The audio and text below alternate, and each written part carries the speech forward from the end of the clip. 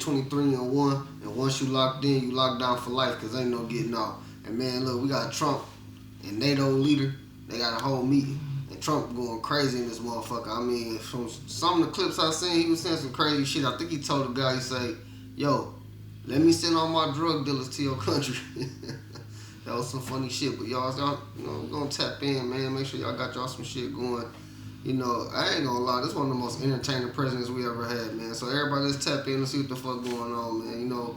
My channel kind of cover everything. We cover anything from hip hop, conspiracies, history, politics. I do it all, man. You gonna get it all over here, so let's go. Subject to this, what's happening today, to a complete ceasefire, and we hope Russia will do the same. Thousands of people are being killed, young people, usually, mostly young people. We were just talking about it. Thousands of young people are being killed a week, and we want to see that stop. And they're not Americans, and they're not from the Netherlands for the most part. They're from Russia, and they're from Ukraine, but they're people. And I think everybody feels the same way. We want it to stop. It's also a tremendous cost to the United States and to other countries. And it's something that would have never happened if I were president, and it makes me very angry to see that it did happen. But it happened, and we have to stop it.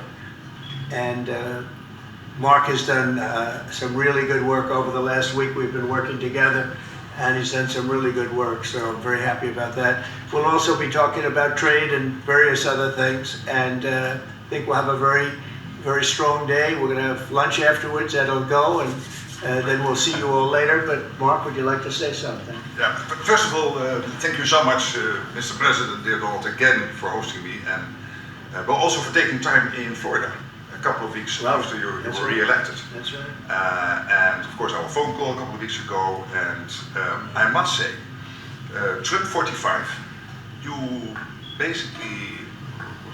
originated the fact that in Europe you're now spending, when you take it to aggregate, 700 billion more on defense than when you came in office in 2016, 2017. But that was Trump 45. But then when you look at Trump 47, That'd be hard to tell. what happened the last couple of weeks is really staggering. The Europeans committing to a package of 800 billion defense spending. The Germans now, potentially up to $500 billion extra in defense spending. And then of course you had Keir Starmer here, the British Prime Minister, and others, all committing to much higher defense spending. We're not there. We need to do more, but I really want to work together with you. It's the guys like that that's really running shit. They in charge, you know what I'm saying? Whoever he up under in his circle and shit, they running shit. In a run-up to the Hague Summit, to make sure that we will have a NATO which is really reinvigorated under your leadership, and we are getting there. We also discuss defense production, because we need to produce more weaponry. We are not doing enough. Not in the US, not in Europe, and we are lagging behind when you compare to the Russians and the Chinese. And you have a huge defense industrial base. Europeans buying 4 times more here than the other way around, which is good because you have a strong defense industry, but we need to do more there to make sure that we ramp up the production and kill the red tape. So I would love to work with you on that. And finally, Ukraine. You broke the deadlock. As you said, all the killing, the young people dying, cities getting destroyed. The fact that you did that, you started the dialogue with the Russians, and the successful talks in Saudi Arabia now with the Ukrainians. I really want to commend you for this. So, The Hague is my hometown. I love to host you there in the summer and work together to make sure that that will be a splash, a real success, projecting American power on the world stage. What Mark is saying is when I first went to NATO, my first meeting, I noticed that very few people were paying.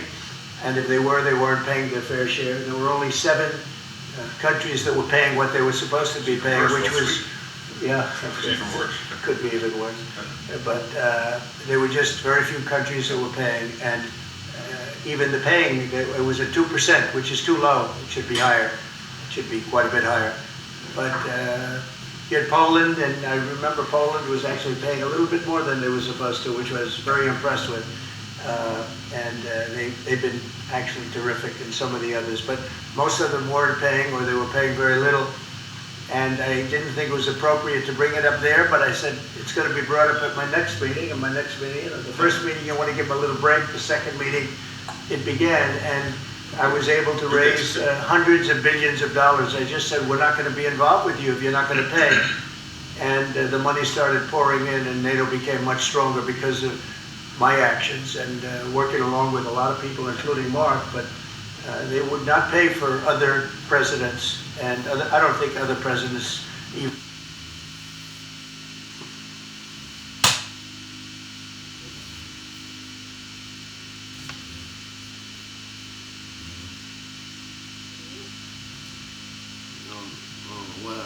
Paying.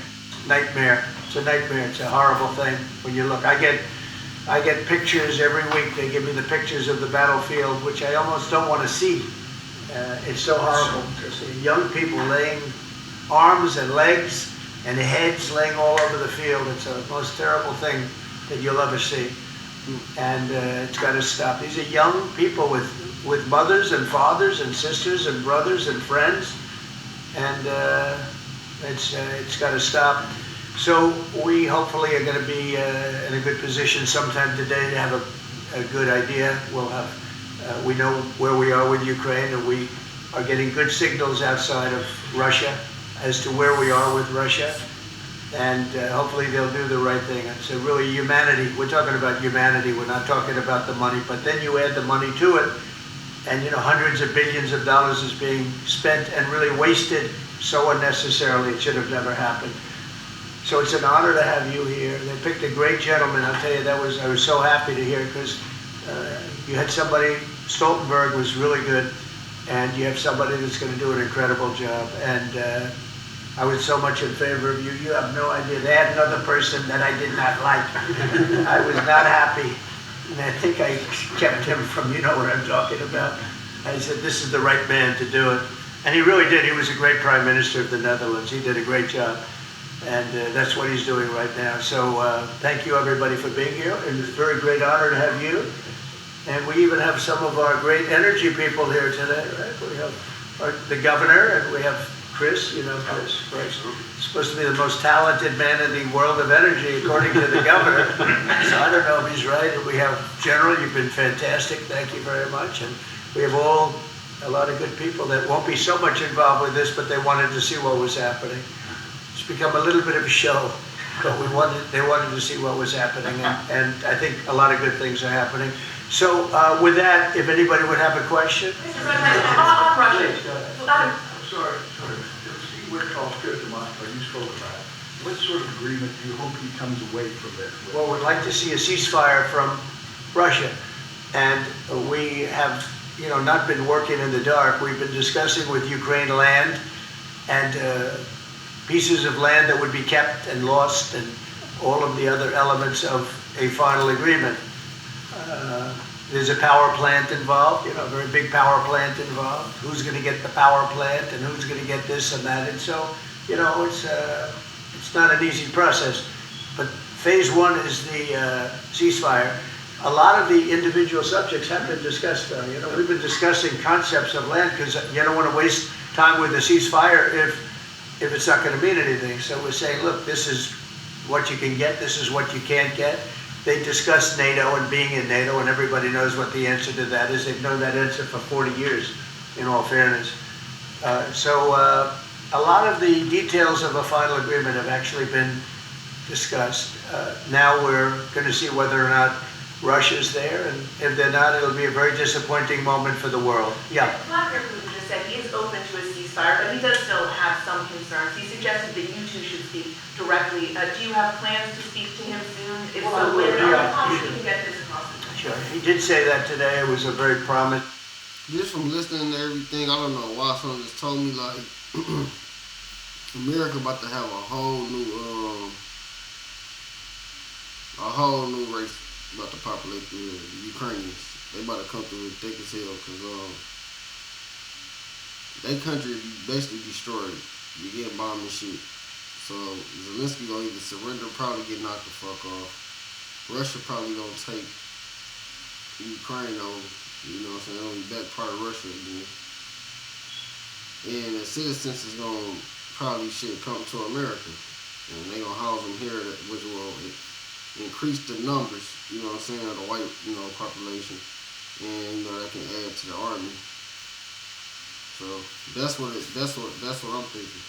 That's just what I don't know. Statement, because other people are saying different things, and you don't know if they have anything to really, if they have any meaning, or I don't know. I think some of them were making statements. I don't think they have anything to do with it. No, he put out a very promising statement, but it wasn't complete. And yeah, I'd love to meet with him or talk to him, but we have to get it over with fast. Every day people are being killed. It's not like, as we sit here, 2 people will be killed. Think of it. 2 people are going to be killed during this little period of time. Thousands of people a week are dying. So we really don't have very much time. We have to make this fast. It shouldn't be very complicated. Mr. President, a representative of Canada, the finance minister, are in town and will meet members of your administration during the day. Any chances that you will ban on the tariffs on aluminum and the ones that are planned for April 2nd? No. You are not going to change your No, mind? I'm not. Look, we've been ripped off for years, and we're not going to be ripped off anymore. No, I'm not going to bend at all. Aluminum or steel or cars, we're not going to bend. We've been ripped off as a country for many, many years. We've been subjected to costs that we shouldn't be subjected to. In the case of Canada, we're spending $200 billion a year to subsidize Canada. I love Canada. I love the people of Canada. I have many friends in Canada. The great one, Wayne Gretzky, the great. How good is Wayne Gretzky? He's the great one. But we have, I know many people from Canada that are good friends of mine. But, the United States can't subsidize a country for $200 billion a year. We don't need their cars. We don't need their energy. We don't need their lumber. We don't need anything that they give. We do it because we want to be helpful, but it comes a point when you just can't do that. You have to run your own country. And to be honest with you, Canada... That's like basically say you got the balls in, right, fam? And your homeboy, there's people around the corner. You look out for them, you basically, getting $50 off of it. Every bowl. Because you showing love, you ain't trying to text because they already getting your money. But at some point in time, you probably gonna be like, damn, you might be making $100, $50 on every bowl. They probably grab about 10 at a time. But it's still like, whatever. At the end of the day, in your mind, you gonna be like, shit, damn, bro. It's pointless. It's only $50. I'm making, like, I can't do that shit all the time. Like, eventually you're gonna start making your money.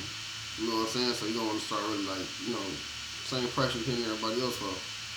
And basically that's what Trump's saying. Like, look, bro, we've been generous for a while, but it's time we can't keep, right now we just can't be generous. You know what I'm saying? We need it all, and that's what it is. So. Only works as a state. It doesn't. We don't need anything they have. As a state, it would be one of the great states anyway. This would be the most incredible country visually. If you look at a map, they drew an artificial line right through it between Canada and the U.S. Just a straight artificial line. Somebody did it a long time ago, many, many decades ago, and makes no sense. It's so perfect as a great and cherished state. Keeping "O Canada," the national anthem. I love it. I think it's great. Keep it. But it'll be for the state, one of our greatest states. Maybe our greatest state. But why should we subsidize another country for $200 billion? It costs us $200 billion a year. And again, we don't need their lumber. We don't need their energy. We have more than they do. We don't need anything. We don't need their cars. I'd much rather make the cars here. And there's not a thing that we need. Now, there'll be a little disruption, but it won't be very long.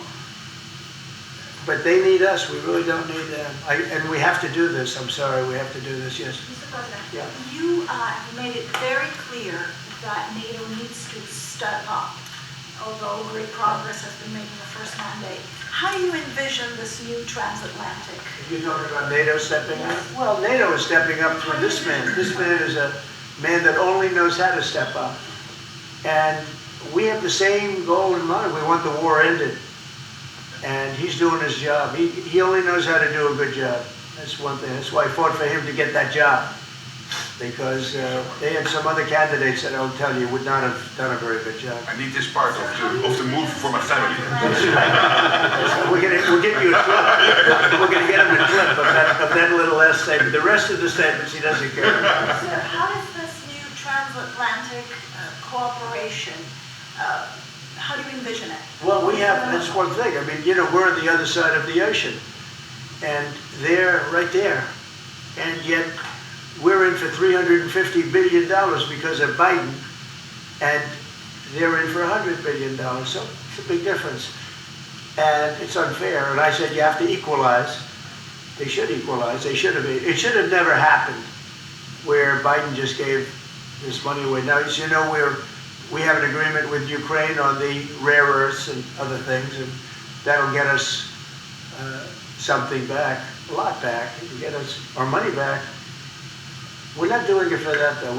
I'm just doing this to get the war stopped. I'm doing it really to save lives. But at the same time, we were treated very unfairly, as we always are by every country. And we're in for very substantially more than the European nations are in for. And that shouldn't be, they're much more affected by it than we are, because we do have an ocean in between.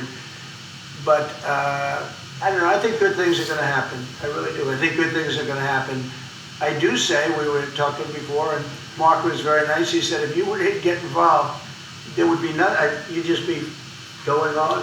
This thing would have gone on for a long time. In deadlock. It was crucial. Yeah, we broke a deadlock. We did break a deadlock. I hope it's meaningful. Yes, did you have one? Yeah. Yes, sir. Thank you, Mr. President. Amanda Head with Just the News.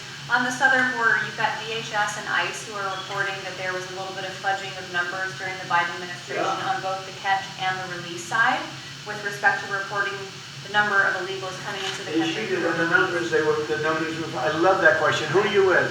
Just the News, Amanda Head. Very nice, that's good. Do you know how many of those are criminal illegal aliens? And Biden's out of office, Alejandro Mayorkas, who could tell us Biden fudged the numbers. The numbers were totally fake. And he gave fake numbers. I knew they were fake. Everybody knew they were fake, but now it came out. And terrible what they did. That administration was a horror show for this country. Can you hold anyone accountable? Well, I don't know. They gave phony numbers. And phony numbers are a very bad thing to give, but I'm not sure about that. I don't know how it would play. We want to get it straightened out. We're after many, many bad people that were let into our country, and Kristi Noem and my friend Homan. How good is Tom Homan doing, right? And they're after him, and you see they're taking them out in record numbers. Gang members, gang leaders, drug dealers.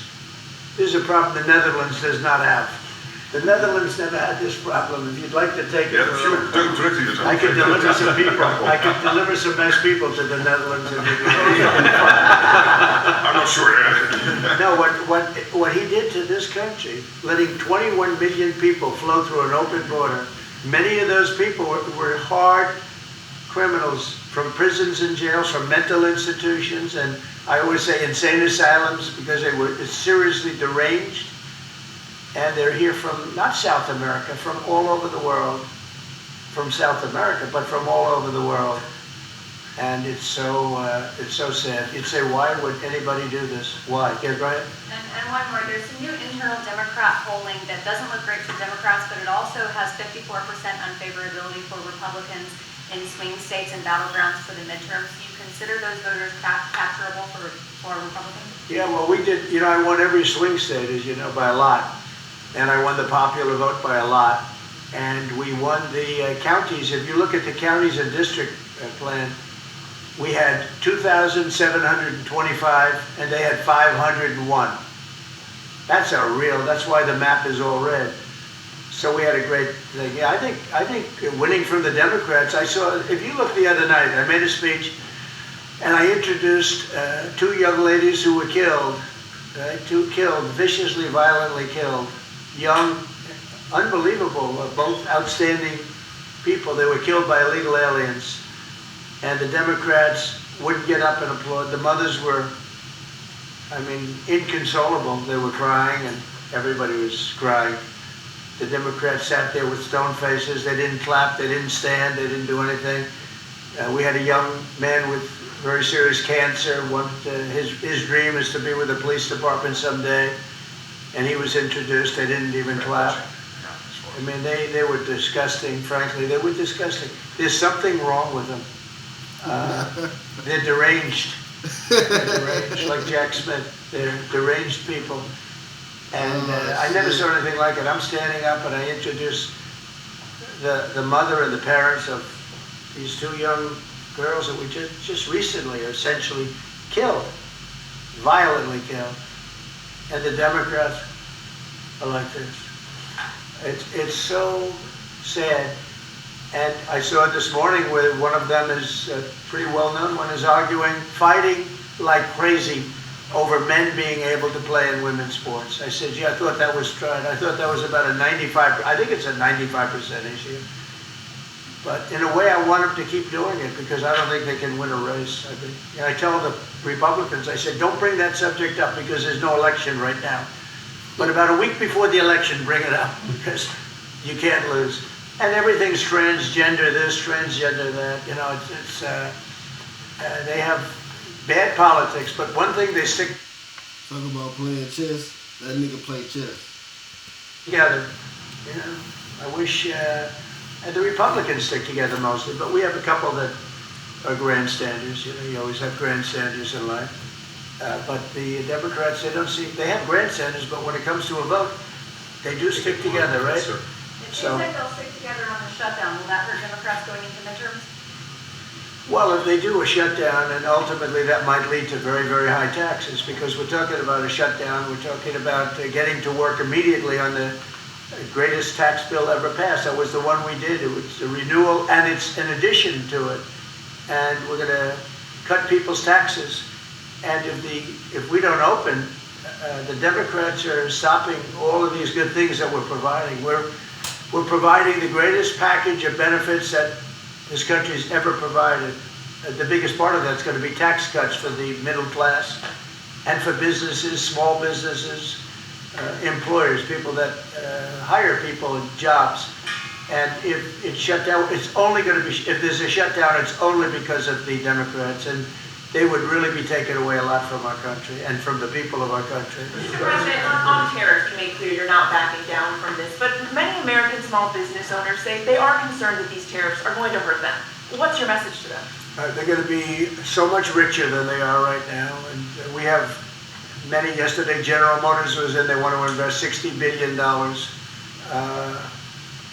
The people from Facebook were in yesterday. They're going to invest $60 billion by the end of the year.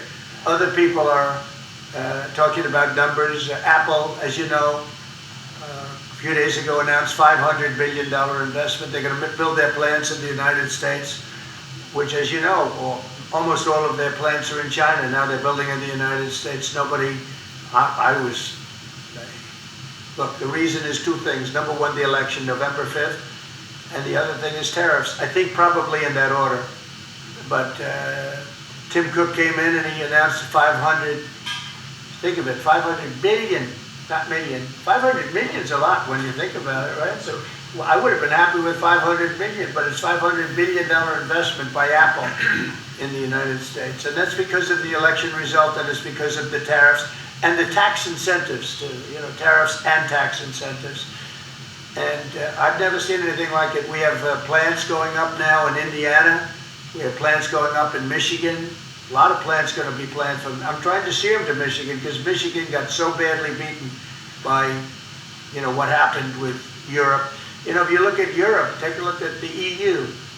We're not allowed to sell cars there. It's prohibited because of their policies and also their non-monetary tariffs. They put obstacles in your way that you can do nothing about. But if you take a look at what happens, so we sell no cars to Europe. I mean, virtually no cars. And they sell millions of cars to us. They don't take our agriculture, we take their agriculture. It's like a one-way street with them. The European Union is very, very nasty. They sue our companies. Apple was forced to pay $16 billion on a case that, very much like my cases that I won. They shouldn't have been even cases, but we felt they had no case, and they ended up having an extremely favorable judge and decision. But they're suing Google, they're suing Facebook, they're suing all of these companies, and they're taking billions of dollars out of American companies, many more than the ones I just mentioned. And I guess they're using it to run Europe or something. I don't know what they're using it for, but they treat us very badly. China obviously treats us very badly.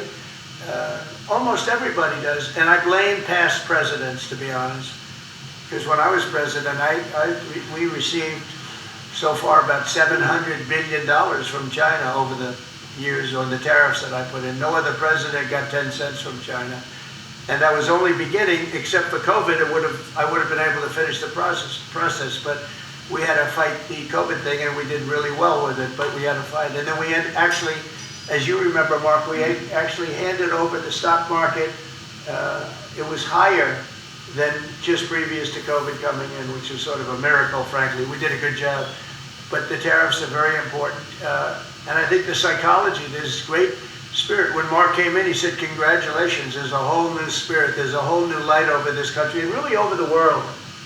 Because you have somebody that, a whole group of people, really, because I talk about this whole group, that we know what we're doing, and a lot of great things are happening. But I've never seen investment like this. Trillions of dollars is being invested in the United States now that would have... All right, y'all, that's Donald Trump, man. If y'all want to see the rest of it, I'm going to put the link in the description, man. You know what I'm saying? You know, Trump always, you know what I'm saying, be hitting some points. I say let the man work. You know what I'm saying? I'm not going to put no judgment on shit, man. You know what I'm saying? Everybody get their opinions right now. Everybody like, oh, you only been in there for a few months. Look at all this shit that's going wrong. I ain't seen shit different. I'm still waking up the same. I don't see what's going wrong. I mean, food prices still the same. Eggs went up. You know what I'm saying? They always jumping up, you know, eggs. And it was winter time, so, you know, now that it's summer, you know, it'll be a lot more eggs in Michigan, so you probably get eggs, the price will probably drop now. You know what I'm saying? Cause, you know, chickens lay more eggs when it's warm out. But anyway, man, they ain't got shit to do with what the fuck we talking about. I mean, but it do, cause you know, it's food. But anyway, yeah, like I say, let Donald Trump work. You know what I'm saying? To see what the fuck gonna happen. And I mean, he did good last time. You know, when he was in office. You know what I'm saying? So, I voted for him in 2016. I voted in 2020 for him. This year, this time around, 2024, I didn't vote. I kept my vote hostage. I didn't know what was going on. Kind of feel like it was gonna be rigged or whatever the fuck. So I was just like not really caring. I was all thinking about going off grid and a power outage was gonna come and they was gonna hit the grid and I don't know, man. But anyway. So look, that's Donald Trump, man. If y'all ain't into politics, bro, try to start getting into it. You know, I'm talking to my people. You know what I'm saying? Like, it's good to sit back and learn some of this shit. Like, you gotta know what's going on at some point. Like, you gotta be aware of this shit because it's going on in the country that you live in. You understand? And if you don't know what the fuck going on around you, and then you start going here and then you start seeing the prices like this and that, you gotta be aware of all this shit. You know what I'm saying? I'm talking about all of us as a collective, from motherfuckers in middle school, high school, on up. You know what I'm saying? And break off the knowledge to the, you know, motherfuckers in elementary on down. And just keep everybody informed, because we gotta know what the fuck going on. And at the same time, we gotta come together as a community and build our shit. You know what I'm saying, my niggas. But that's Donald Trump, man. Y'all tell me what y'all think in the comments, man. I'm out, man.